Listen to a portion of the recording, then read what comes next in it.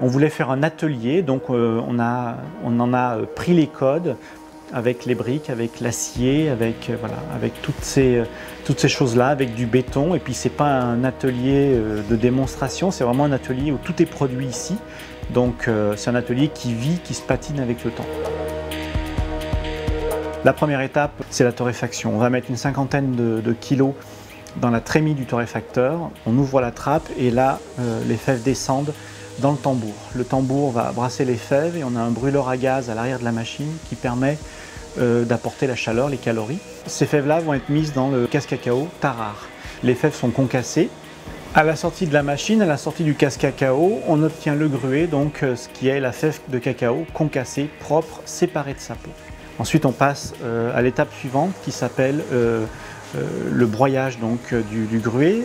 En broyant le gruet, on va obtenir la pâte de cacao. Dans l'étape après le broyage des fèves de cacao, c'est l'étape du pétrin dans laquelle on va mélanger tous les ingrédients. Au-delà de mélanger tous les ingrédients, c'est également pour obtenir une pâte qui soit très homogène, de manière à passer à l'étape suivante qui est l'étape du broyage. L'étape du broyage, c'est une broyeuse raffineuse qui est constituée de 3 gros cylindres extrêmement lourds. Cette pâte de chocolat passe au travers des cylindres et en ressort parfaitement broyée. Donc on a déjà quelque chose qu'on pourrait considérer comme être du chocolat. Pour l'aboutir, il va falloir l'affiner et ce travail d'affinage va se passer dans une machine qui s'appelle la conche. La conche, c'est un mélangeur puissant dans lequel est mis cette pâte de chocolat broyée. Toutes ces nouvelles particules vont être lissées, vont être usées, vont être polies par les pales de la conche. La rotation des pales fait rentrer de l'air naturellement à l'intérieur du chocolat.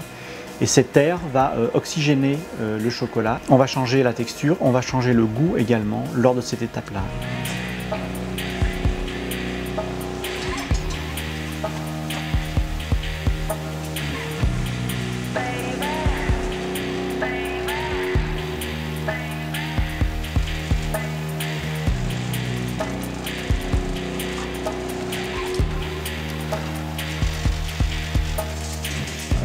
La manufacture, vraiment, ce qui fait sa différence, c'est de travailler depuis les fèves de cacao. Je pense qu'il y a très peu de chocolatiers qui travaillent depuis les fèves de cacao.